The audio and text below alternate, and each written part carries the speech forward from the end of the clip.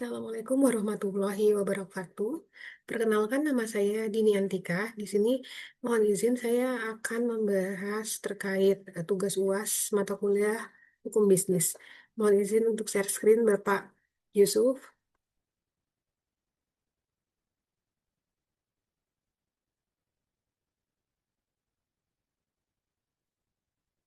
Ya, terkait hukum bisnis pada ujian akhir saya ini, saya mengambil judul yaitu UMKM dalam menghadapi ekonomi global di era digitalisasi. Sebagai latar belakang, yaitu UMKM merupakan sektor strategis yang menjadi pilar utama ekonomi Indonesia, di mana UMKM menyumbangkan lebih dari 60% terhadap produk domestik bruto atau PDB nasional dan menyerap lebih dari 97% tenaga kerja di Indonesia. Selain itu, dalam fungsi sosial bertindak sebagai perisai, perisai ekonomi kerakyatan menghadapi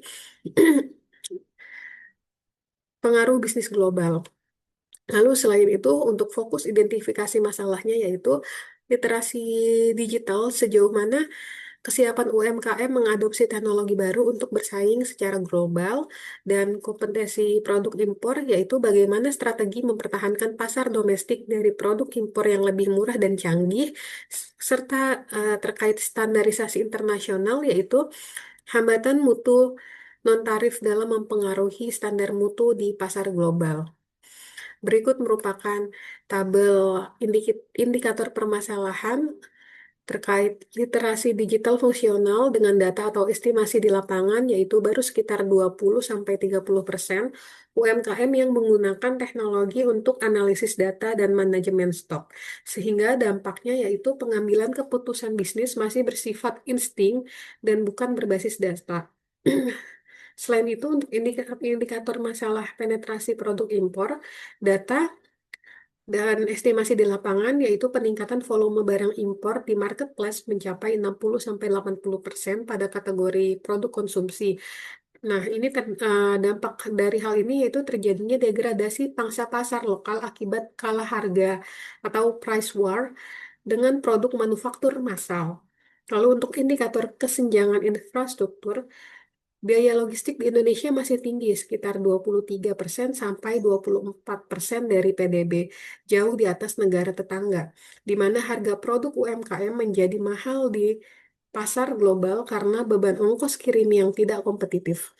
Selain itu, untuk standarisasi internasional, kurang dari 10% UMKM memiliki sertifikat nasional atau ISO atau HACCP dan Ecolabel, di mana ini membuat sulit menembus pasar negara maju Uni Eropa atau AS karena hambatan non-tarif atau keamanan dan lingkungan.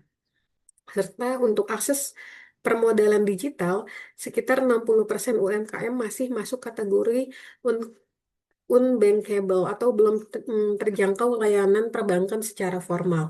Nah, ini membuat keterbatasan modal untuk melakukan ekspansi teknologi atau meningkatkan skala produksi. Untuk indikator pemanfaatan cross-border, rasio ekspor UMKM terdapat total ekspor nasional baru yaitu 15-16%. Di sini UMKM lebih banyak menjadi penonton konsumen daripada pemain produsen di pasar lintas batas. Untuk pendekatan penelitian di sini menggunakan kualitatif deskriptif, di mana tujuannya adalah untuk memberikan pemahaman komprehensif mengenai strategi adaptasi, tantangan, dan peluang UMKM di tengah transformasi digital dan ekonomi global. Selain itu, pendekatan ini fokus pada penggambaran situasi nyata deskripsi mengenai fenomena yang terjadi seperti kesenjangan literasi dan dampak masuknya produk impor. Terkait kajian teori, data instansi pemerintah menggunakan data Kementerian Koperasi dan UMKM mengenai kontribusi UMKM terhadap PDB nasional dan menggunakan jurnal ilmiah dan penelitian terdahulu yang merujuk pada berbagai studi seperti Putri Tamara dan kawan-kawan pada tahun 2023 mengenai transformasi digital hingga pemikiran Muhammad Hatta mengenai ekonomi kerakyatan. Untuk hasil penelitian dan pembahasannya, didapatkan kesimpulan bahwa digitalisasi bagi UMKM merupakan pedang bermata dua yang memangkas jalur ekspor sekaligus mempercepat masuknya kompetitor asing. Keberhasilan UMKM kini ditentukan oleh kecepatan adaptasi, teknologi, dan ketepatan dalam membidik ceruk pasar global yang spesifik.